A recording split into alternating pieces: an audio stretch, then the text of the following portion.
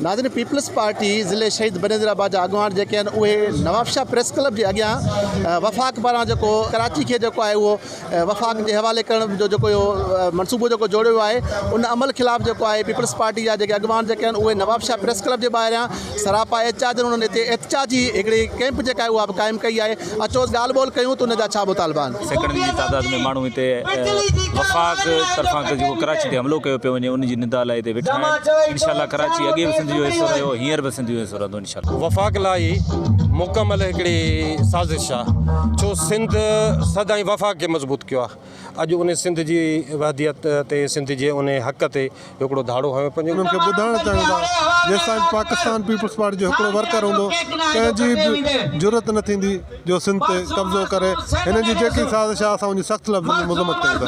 असां इहा एजेंडा पूरी करण न ॾींदा। जेका MQM जी पुराणी एजेंडा आहे, जेका अल्ताफ़ हुसैन जी एजेंडा आहे, कराची खे सिंध खां इहा अलॻि सूबो ठहिण जे लाइ इंशाल्लाह इहा कॾहिं बि असां कोन ॾींदासीं। ही जेका वफ़ाक़ जी बदबूदार साज़िश आहे त सिंध विराइण जी, त असीं उनखे ॿुधाइण था चाहियूं त ही सिंध आहे। असीं सिंध जो दिफ़ा कंदासीं, सिंध जे फुट जो असां हिसाब दिफ़ा कंदासीं। इंशाल्लाह ताला तोखे इन अज़म में कॾहिं बि कामयाबु थियण न ॾींदासीं। ही वफ़ाक़ी हुकूमत जे ख़िलाफ़ असांजो एहतजाज आहे पूरी सिंध में।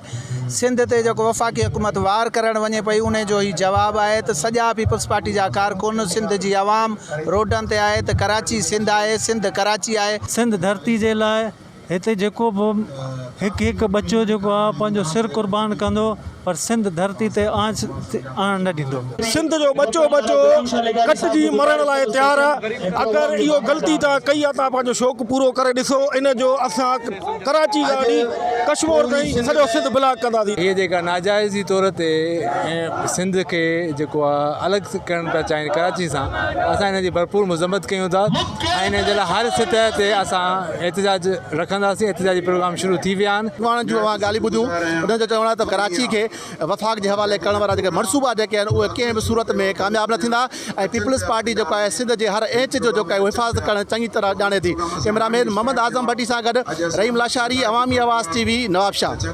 विज़िट कयो अवामी आवाज़ मीडिया ग्रुप जी वेबसाइट awamiawaz.pk।